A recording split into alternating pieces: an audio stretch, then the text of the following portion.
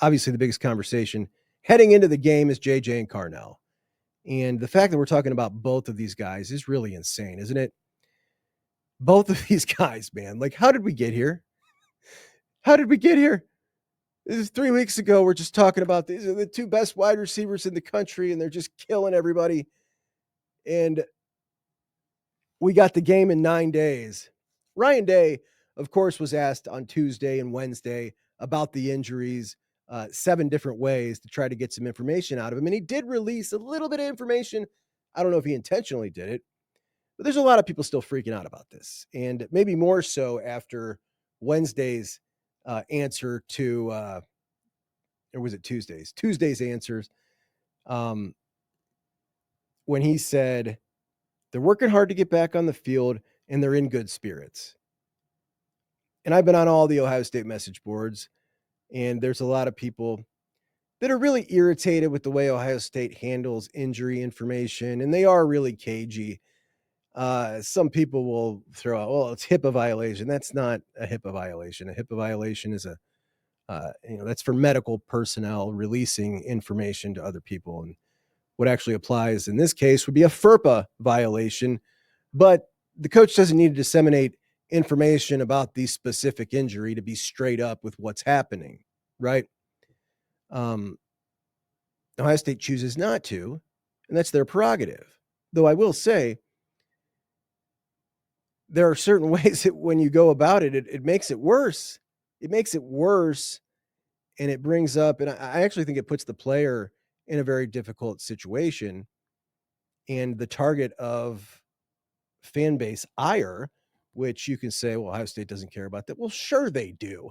The fan base ire, Bill Rabinowitz tells us almost had Ryan Day ready to walk out on his job last year.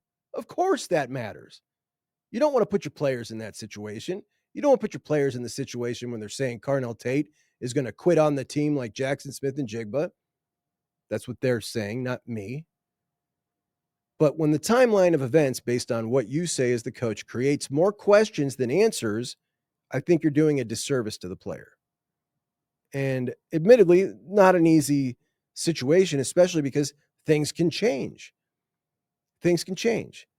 But this is a traumatized fan base. You look at Nick, you look at JSN, we've lost our star players at times to injuries, and they've shut it down. But Day was asked several times in a lot of different ways.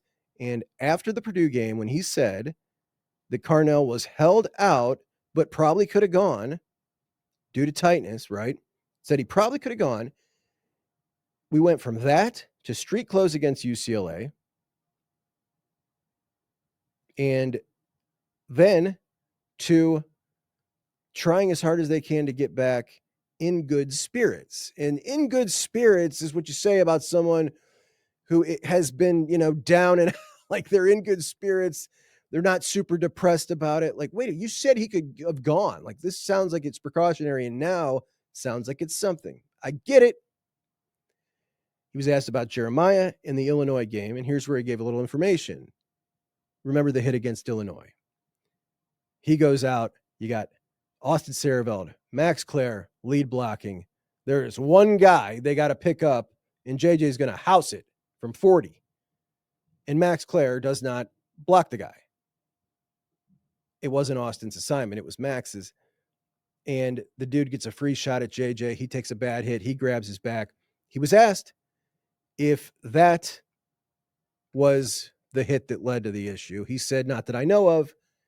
And then he was asked if there was a setback against UCLA. He said, not that I know of. And that confirms something important. The limp that Jeremiah had after the game against UCLA did not happen during the game against UCLA.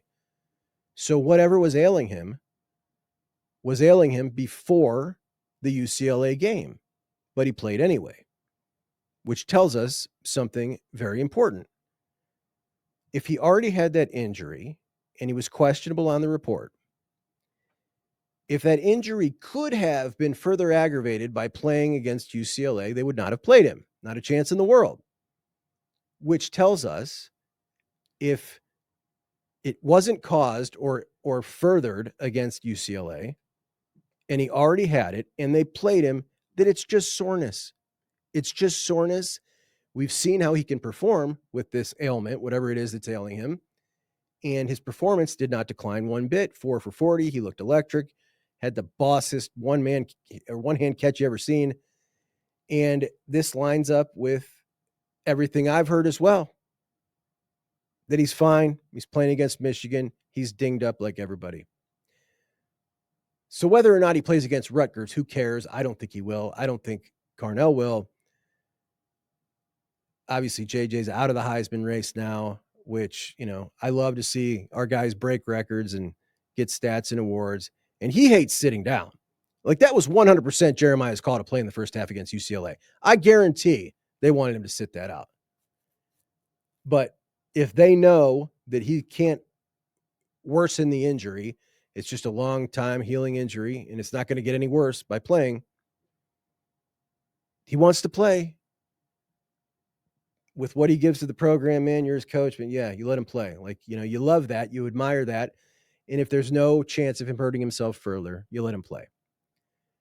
So I think we can all feel really good about the JJ situation. As far as Carnell, this one is a little more mysterious. I believe I would put it at 90% certainty. I feel he'll be on the field playing great against Michigan. But there is just a little bit that that I feel about the Carnell situation that I don't feel about the JJ situation. Matter of fact, thinking back to the Big Ten, Big Ten media days. Do you remember JJ talking about Michigan? How much he hates them?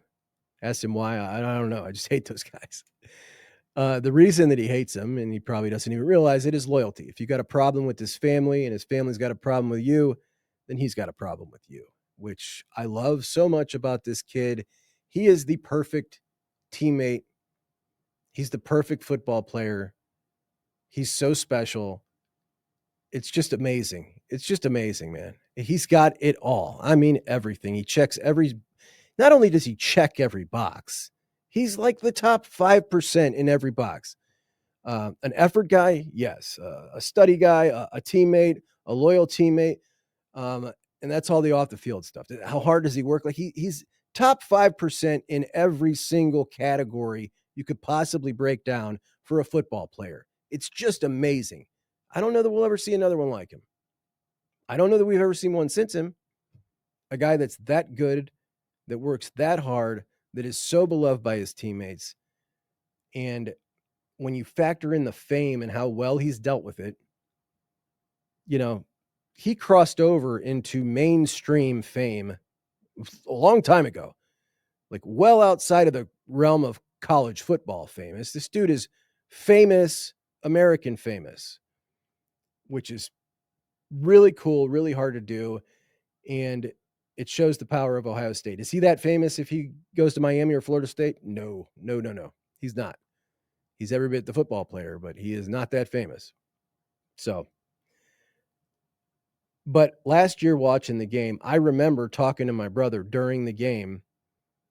Do you remember when that Michigan DB was playing press man on JJ and he just chucked him? He chucked him with such an attitude. By the way, JJ's already been playing with a much bigger attitude this year than he was last year.